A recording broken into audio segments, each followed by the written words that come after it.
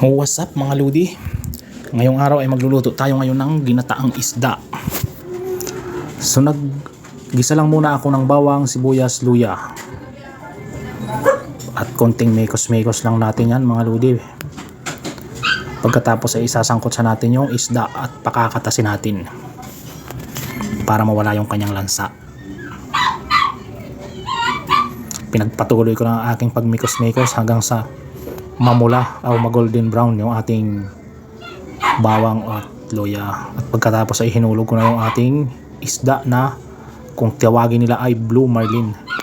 Sa inyo ba mga lods, anong masarap na luto ang ginagawa nyo dito? First time ko lang kasi magluto ng ganitong klaseng isda. Tinakpan ko lang to ng ilang sandali para mag-evaporate yung kanyang sariling katas. At saka naglagay ako dito ng crack na paminta para dagdag aroma ba. At maglalagay din tayo ng kunting asin lang muna para hindi siya masobrahan. Kumbaga mag-a-add ka na lang sa huli kung sa tingin mong kulang pa. At sa paglalagay naman ng gata mga lods, tatansyahin lang natin kung gaano karami.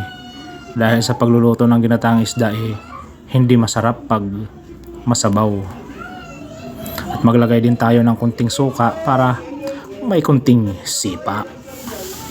Takpan lang natin ng ilang minuto hanggang sa kumulo. At pagkatapos ay baliktarin natin para mapantay naman ang kanyang luto.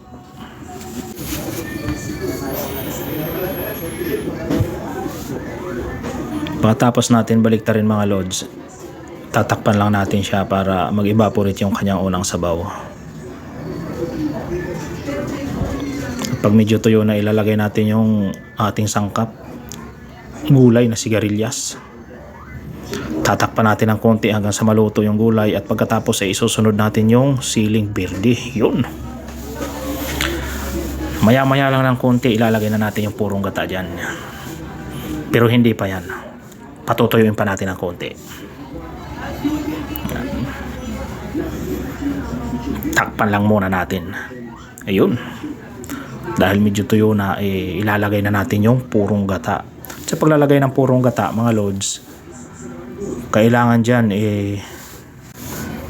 kailangan lang natin yan halo-haluin ng konti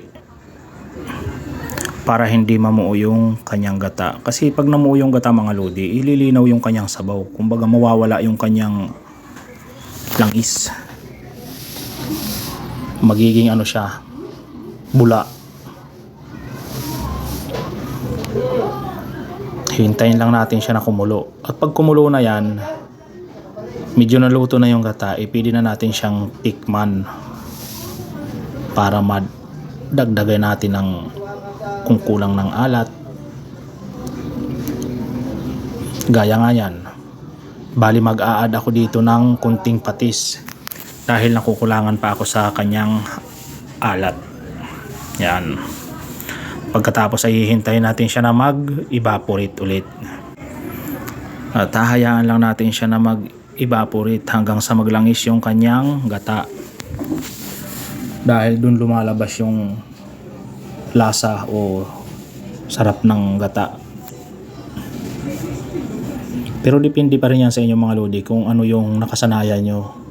Meron kasing iba na gusto nila yung medyo may sabaw. Sa akin naman, ang gusto ko naman ay yung medyo tuyo at naglalangis.